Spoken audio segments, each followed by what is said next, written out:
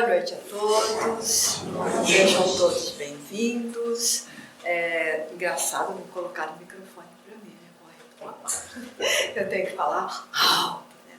Sejam todos bem-vindos à nossa casa de paz, de amor, de harmonia. Nós estamos aqui reunidos para tomarmos o nosso passe, mas antes do passe nós temos essa conversa.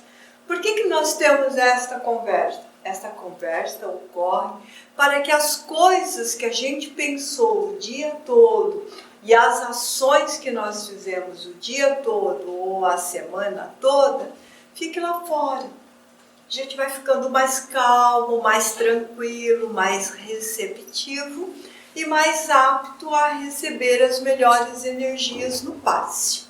Por isso que nós temos esta conversa. Algumas pessoas às vezes perguntam para a gente, por que não pode ser chegar e ir fazer o passe? Bem, o primeiro motivo é que as energias negativas, pensamentos negativos, as ações negativas que nós temos, devem ficar lá fora. A segunda coisa é para que a gente se acalme, para que nós entramos num ritmo biológico e fisiológico mais tranquilo, mais alfa, vamos dizer assim, para que nós também possamos ficar, vamos dizer assim, receptivos para o passe. E o terceiro motivo é o quê? Dá tempo de unir-se ao nosso amigo espiritual para ficarmos receptivos ao passe e também dá tempo da espiritualidade aviar a nossa receita. Como assim aviar a nossa receita? Nós não viemos aqui por uma necessidade, nós não viemos buscar o passe como recurso terapêutico, ele é um recurso terapêutico. Para isto, a espiritualidade, ela precisa saber o que nós estamos precisando. Não é assim, você não dá remédio para uma pessoa sem saber o que ela tem.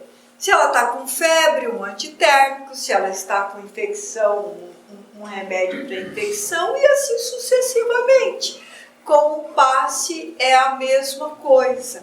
Então esses minutos que nós ficamos aqui, ele tem o intuito de nos prepararmos para recebermos o passe com essa atenção intensa da espiritualidade. Tem cadeira aqui na frente, meu amor, tá? Então, para recebermos com tranquilidade este passe. Então, este é o motivo que a gente prepara antes. O Evangelho, o tema que é preparado na preleção, é sempre voltado para o Evangelho de Jesus. Então, tudo que nós falamos aqui foi o que Jesus falou para nós. Eu não sei aonde que está. É por isso que a gente cita o capítulo, o evangelista e o capítulo que está. Quando a gente vai começar. Se quiser ver, não quiser ver, preste atenção, escute, preste bastante atenção. No final, o que nós pedimos? Que não fique conversando no celular, fique o quê? Prestando atenção, rememorando o que foi falado, para o quê? Continuarmos receptivos para receber o passe. Se eu começo a conversar, eu vou dispersar. Se eu vou para o celular, eu me desligo totalmente da espiritualidade. Então, quando entra na sala de passe, o passista até vai se esforçar, mas vai receber menos do que queria. Como que funciona o esforço do passe? Então, como que funciona? 50% é de cada um de vós. O fato de ter saído de casa, o fato de ter vindo, o fato de prestar atenção, o fato de ficar receptivo, faz essa parte. 50% depende de cada um que está aqui. 25% da casa espírita. com a preleção, com os passistas, com a recepção, com uma boa conversa com todos. E 25% da espiritualidade, porque o passista não faz o passe sozinho. Então, nós precisamos de unirmos força para se formar, então, os 100%. 50, 25 mais 25, certo? Explicado isso, vamos para o nosso estudo da noite. Antes disso, vamos ligar os nossos pensamentos com Jesus para que o nosso amigo espiritual possa chegar próximo de nós? Vamos abrir os nossos pensamentos e o nosso coração com alegria, com vontade, com desejo. Querido Mestre Jesus, nós estamos neste momento reunidos em Teu nome. E Tu nos ensinaste que onde um ou mais estivesse reunido em Seu nome, ali Tu estarias. Com a certeza de vossa presença, com a certeza da presença dos amigos espirituais, nós queremos a inspiração, a boa resposta para aquela nossa necessidade, o entendimento dos ensinos desta noite, e que assim nós possamos receber verdadeiramente aquilo que viemos buscar. Te agradecemos infinitamente, que assim seja. O nosso evangelho desta noite é do capítulo 24. Não deixeis a candeia, não guarde a candeia, não pôr a candeia debaixo de um alqueire. O que é uma candeia? Tem cadeira aqui do lado de cá, tá? Tem cadeira aqui, ó. Tem duas cadeiras aqui. Isso. O que é uma candeia? Uma candeia é uma lâmpada, um lampião, como quem já foi para acampamento, quem já foi pescar, sabe o que é um lampião ou o que é uma lâmpada. Uma luz de vela, por exemplo, era colocado num candeeiro. Na época de Jesus era desse jeito. Óleo dentro com pavio e acendia essa lamparina, era um candeeiro colocado em algum lugar. Hoje, para nós, é complicado pensarmos nisso por causa da nossa eletricidade, mas naquela época não havia eletricidade. Então, Jesus fala o seguinte, que não se pega uma luzerna, não se pega uma candeia para colocar embaixo de um alqueire. Um alqueire é um vaso opaco, um vaso de cerâmica, que é escuro, que não passa luz. Então ele diz, não se pega a luzerna para colocar embaixo da candeia, mas sim colocar no alto da casa para que ilumine a todos e que sirva também de farol para quem vem à distância e possa ver. A casa da época de Jesus não tinha janelas, tinha um buraco e um tecido, uma cortina. Então abria-se essa cortina e com essa luzerna acesa, quem estava fora observava como um farol. A função de um farol é mostrar onde que tem um obstáculo para os navegantes da noite nos navios. E também a função do farol é mostrar o rumo, que direção que o viajante pode andar quando está no escuro. Quando nós estamos encarnados, nós estamos meio que no escuro. Por que nós estamos meio que no escuro? Porque nós estamos encarnados e não temos muita consciência da nossa verdadeira vida, que é a vida espiritual. Nós temos consciência desta vida. Se nós perguntarmos para qualquer um de nós, nós somos capazes de dizer quem são os nossos pais, quem são os nossos avós, quem são os nossos bisavós, alguns felizardos, quem são os tataravós. Alguns felizardos, porque hoje a nossa geração é um pouco mais curta. Então nós vamos até ali bisavó e tataravós. Fora disso, nós não sabemos muito. Ou então os nossos familiares contam como que era a vida, como que era a vida com os avós, com os bisavós, que nós não chegamos a conhecer. Então nós temos consciência parca e relativa desta vida. Imagina da vida espiritual. Por que eu falei que é parca? Porque quantas coisas nós sabemos desta vida? Quem aqui é capaz de falar vários detalhes da sua vida a partir do instante em que nasceu? Pouquíssimas pessoas. E a ciência considera lembrança mesmo do ser encarnado a partir dos 3 anos. Mesmo que a criança tenha lembrança anterior a isto, a ciência vai dizer que pode ser narrações que ele ouviu e ele toma como lembrança. Muito bem, se é desse jeito para a nossa vida encarnada, imagina a vida desencarnada. Então, nós viemos da espiritualidade como espírito e nós ganhamos o corpo físico dentro da nossa família. O nosso pai e a nossa mãe fornecem os cromossomos para o corpo físico, não para o corpo espiritual, não para a nossa alma. Então nós não sabemos de onde vem o Espírito. E Jesus, em outro momento, em outra passagem, inclusive explica isso. Aquilo que nasce da carne é carne e você sabe de onde que vem. Aquele que nasce da água, né? Porque o Espírito, enquanto encarnante, está dentro de uma bolsa de água. Aquele que nasce da água, você sabe de onde veio e para onde vai. Você conhece a família.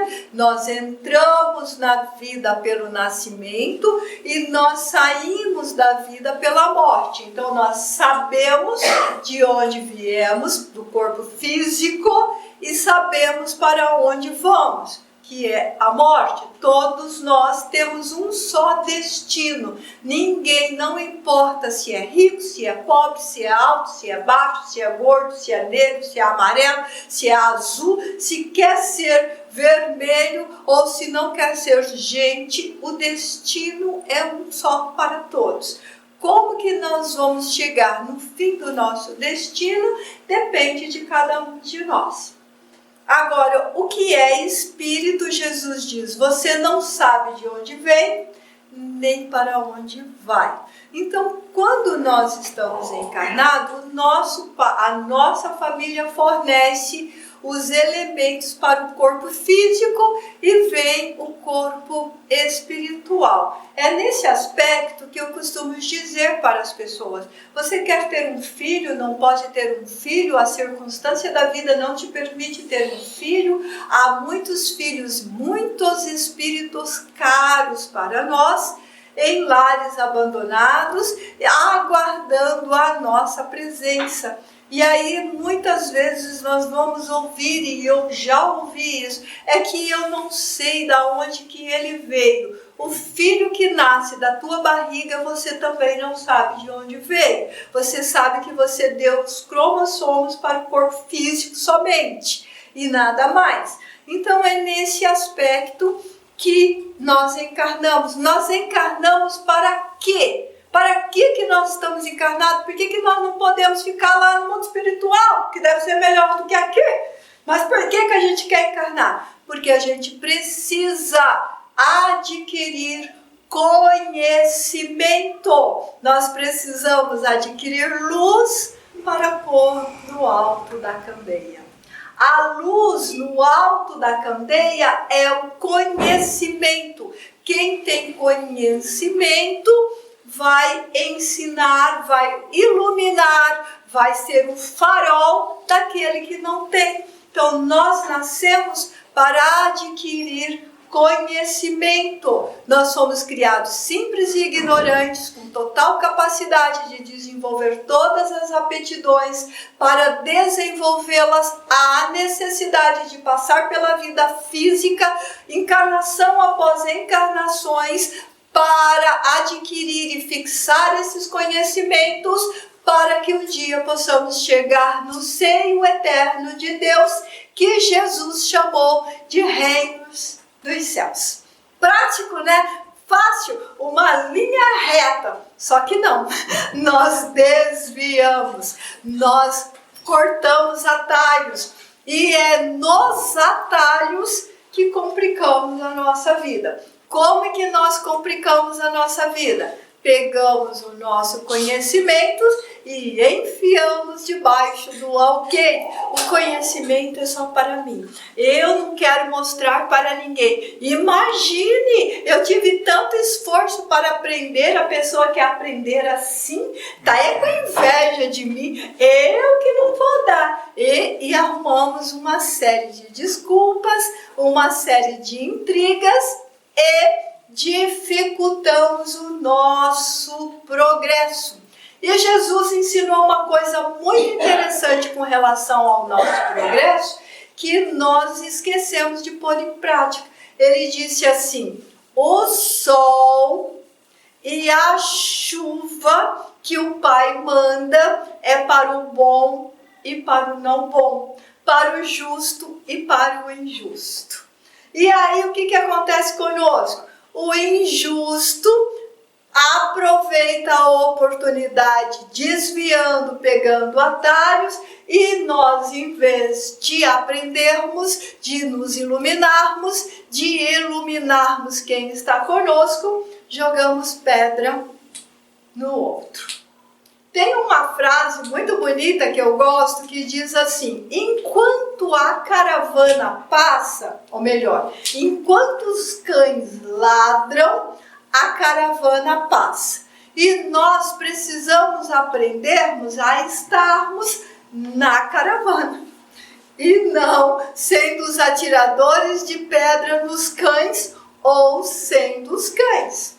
Porque muitas vezes nós atrapalhamos o nosso progresso por reclamações, por dificuldades, por obstáculos, arrumamos outros obstáculos, não queremos aprender, achamos que a nossa vida é muito difícil, achamos que o outro tem que carregar a nossa cruz, achamos que o outro tem que resolver o nosso problema. E ninguém, absolutamente ninguém, vai resolver ou vai fazer o progresso por nós. Cada um de nós somos individuais, espíritos individuais que precisam deste progresso, e vai fazer esse progresso sozinho. Esse sozinho, quando a gente fala sozinho, dá a impressão que é para a gente viver num mundo isolado e não falar com ninguém, não receber ajuda de ninguém e também não ajudar ninguém. Esse evangelho está dizendo que não, que nós somos seres sociais. Nós vamos auxiliar uns aos outros para que fique mais fácil o nosso caminho. É só nós figurarmos a seguinte situação: vamos fazer de conta que estamos todos perdidos numa floresta. É automático e é claro que do grupo todo vai aparecer um grupo de líderes, porque em todos os lugares tem isso. Tem uma pessoa que vai dizer: vamos seguir pela estrela, vamos ver a orientação do sol, eu consigo ler os céus, nós vamos por aqui, sempre nessa posição, e ele distribui a tarefa. Nós vamos na frente liderando, mais alguém no meio, mais alguém atrás, um vai auxiliando o outro, quem está machucado carrega o outro, e assim sucessivamente. Ele monta grupos para buscar alimento, para conseguir alimento e desenvolver. Todos saem da floresta. Por quê? Porque uniram forças, se uniram, essa colaboração fez com que todos saíssem daquele local.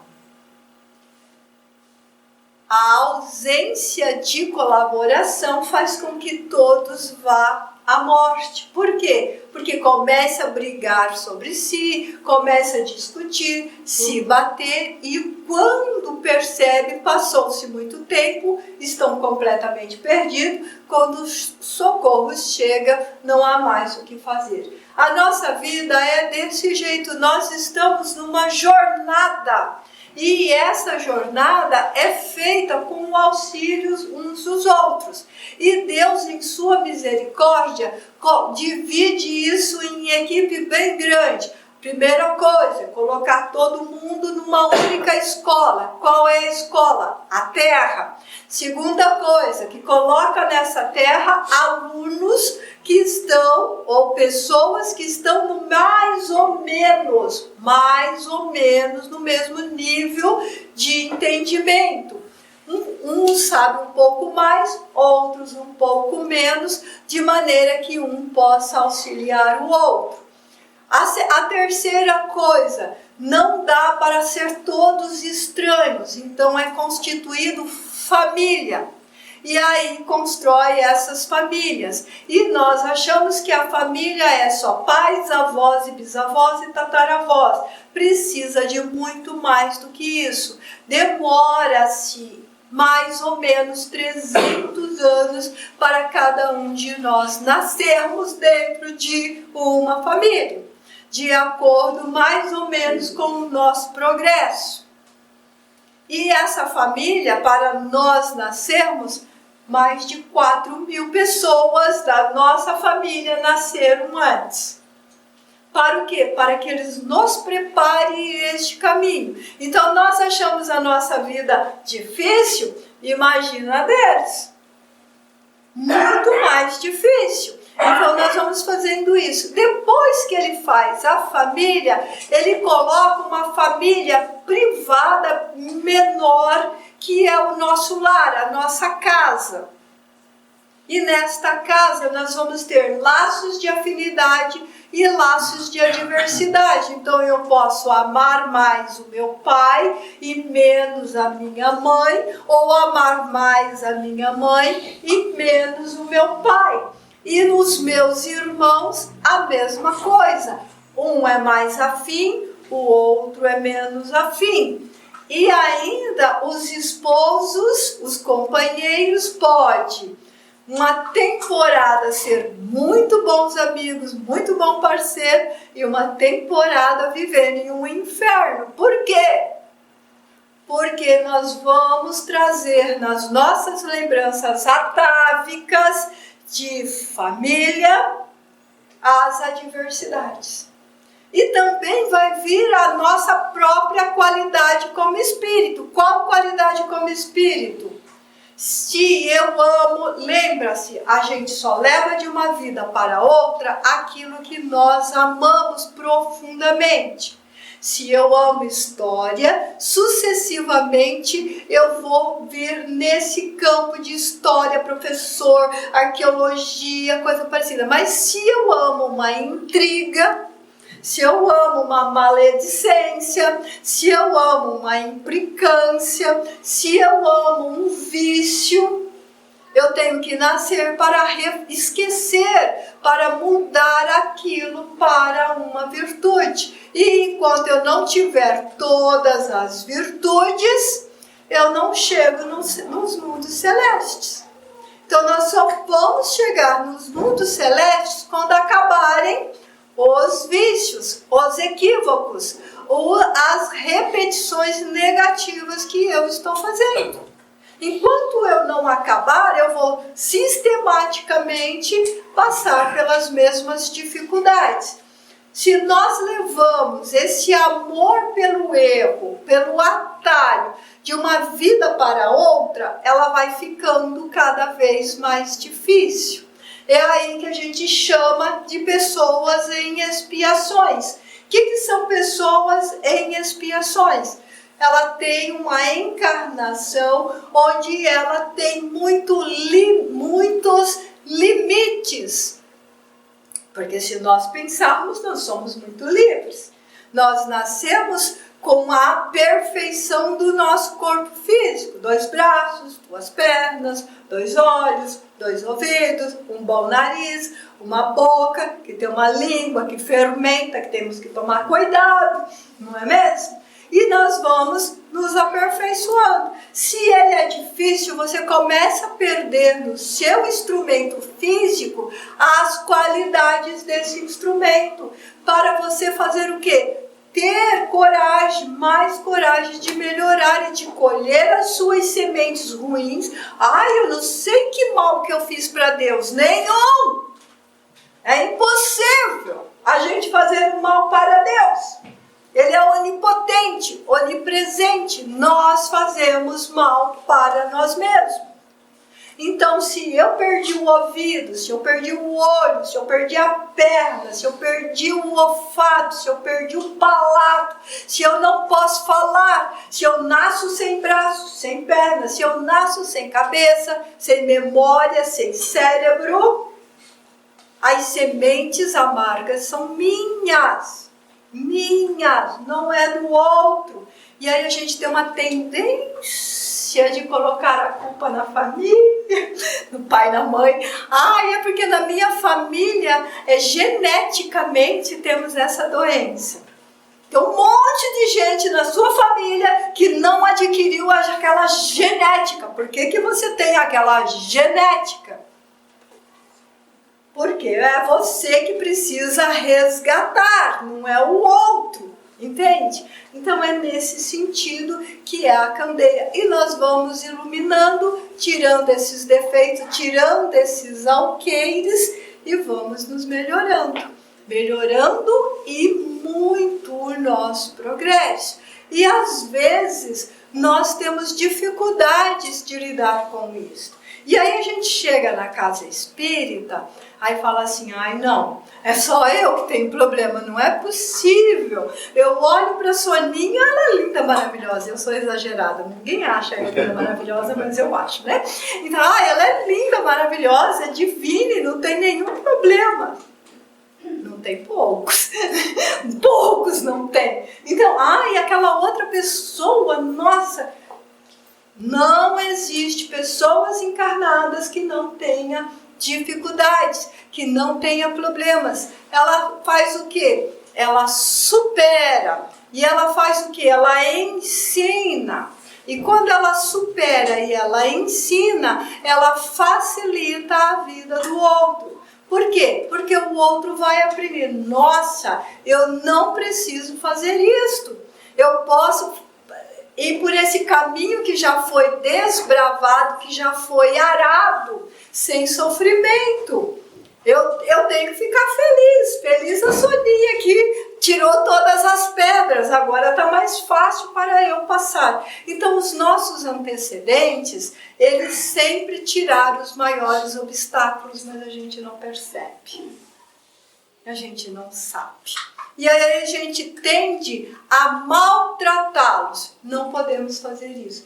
E os mais jovens são os que têm mais facilidade em criticar o pai e a mãe. Está dizendo que eles estão errados, que eles são quadrados, que eles são cafonas, que eles... Tem outras palavras que eu não posso falar aqui, que os jovens dizem. Só que eles não têm ideia do tamanho das pedras que os pais já tiraram dos seus caminhos.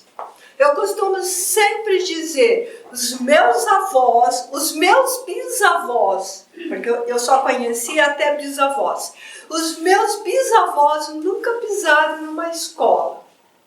Metade deles nasceram na Itália e precisavam cortar gelos com machado para lavar a roupa. Nunca precisei fazer isso. E a outra metade nasceu em Cabo Verde. E vieram para o Brasil como escravos. Escravizados e não como escravos. Então, olha o tamanho das pedras que eles tiraram do caminho.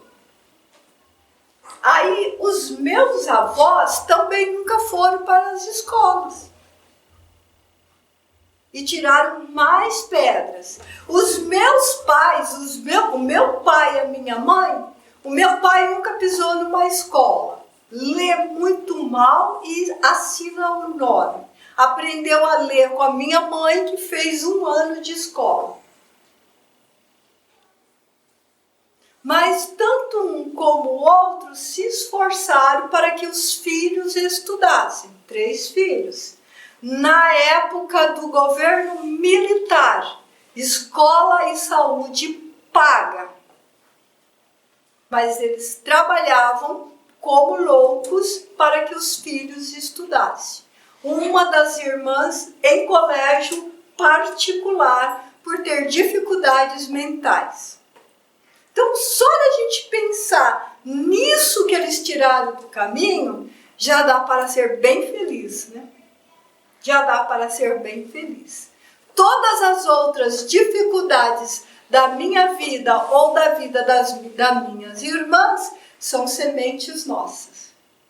As raízes, os troncos, as pedras, as dificuldades, o sol, a chuva e os obstáculos, eles fizeram.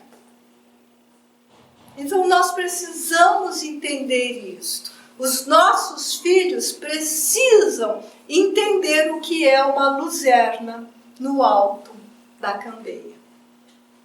Para que todos possam, desta maneira, evoluir um pouco mais. Para cada um, na próxima encarnação, estarmos mais próximos do seio eterno de Deus. E a cada encarnação, nós estamos mais próximos. Mesmo que o nosso progresso seja muito pequeno. E quem nos diz isso não é a Soninha, são os amigos espirituais.